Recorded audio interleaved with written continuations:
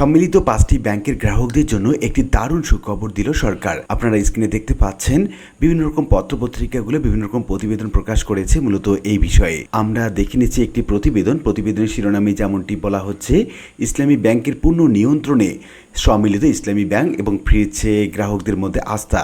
তারপর বলা হচ্ছে নতুনভাবে ঘুরে দাঁড়ানোর পথে সম্মিলিত ইসলামী ব্যাংক। এটি মূলত প্রকাশ করা হয়েছে 21 আগস্ট 2026 খ্রিস্টাব্দ তারিখের একটি প্রতিবেদনে, অর্থাৎ গতকালের। কি বলা হচ্ছে মূলত এই প্রতিবেদনে আমরা দেখে নিচ্ছি। দীর্ঘদিনের নানা আলোচনা, অনিশ্চয়তা এবং গ্রাহকদের উদ্বেগের পর নতুনভাবে ঘুরে দাঁড়ানোর পথে এগোচ্ছে 5 ইসলামী ব্যাংক একীভূত করে গঠিত সম্মিলিত ইসলামী ব্যাংক। একীভূত হওয়ার পর এবার সংশ্লিষ্ট 5 ব্যাংকের কার্যক্রম পুরোপুরি নিজেদের নিয়ন্ত্রণে নিয়েছে নতুন এই ব্যাংকটি।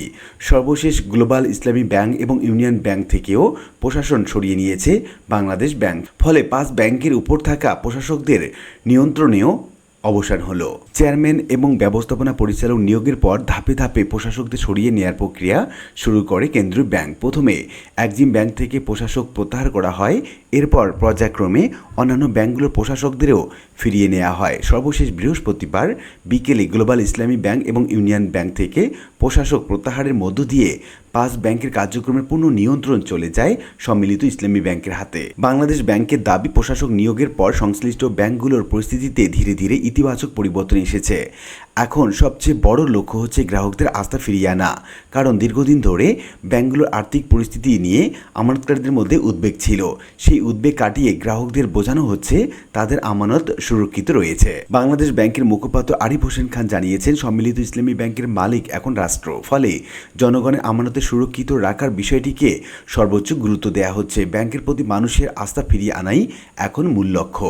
বর্তমান গ্রাহকরা সর্বোচ্চ 10 লাখ টাকা পর্যন্ত উত্তোলন করতে পারছেন। তবে ব্যাংকের পরিস্থিতি আরও উন্নত হলে এই সীমা ধাপে ধাপে বাড়ানো হবে। অর্থাৎ আপাতত 10 লাখ টাকায় সীমাবদ্ধ থাকলেও ভবিষ্যতে গ্রাহকদের আরও বেশি অর্থ উত্তোলনের সুযোগ দেওয়ার পরিকল্পনা রয়েছে। শুধু সাধারণ প্রয়োজনই নয়, বিশেষ প্রয়োজনে গ্রাহকদের টাকা তোলার সুযোগ দেওয়া হচ্ছে। পরিবারের কোনো সদস্য গুরুতর অসুস্থ হলে চিকিৎসার খরচ মেটাতে অর্থ উত্তোলন করা যাবে। একইভাবে পরিবারের কেউ বিদেশে পড়াশোনা করতে গেলে সে প্রয়োজনেও আর্থিক সহায়তা দেওয়া হচ্ছে। বাংলাদেশ ব্যাংক বলছে, এসব সুবিধার মাধ্যমে একদিকে গ্রাহকদের জরুরি প্রয়োজন মেটানো হচ্ছে, অন্যদিকে ব্যাংকের প্রতি তাদের আস্থা ফিরিয়ে আনার চেষ্টা চলছে। পরিস্থিতি স্বাভাবিক হওয়ার সঙ্গে সঙ্গে উত্তোলনের সীমাও বাড়ানোর উদ্যোগ নেওয়া হবে।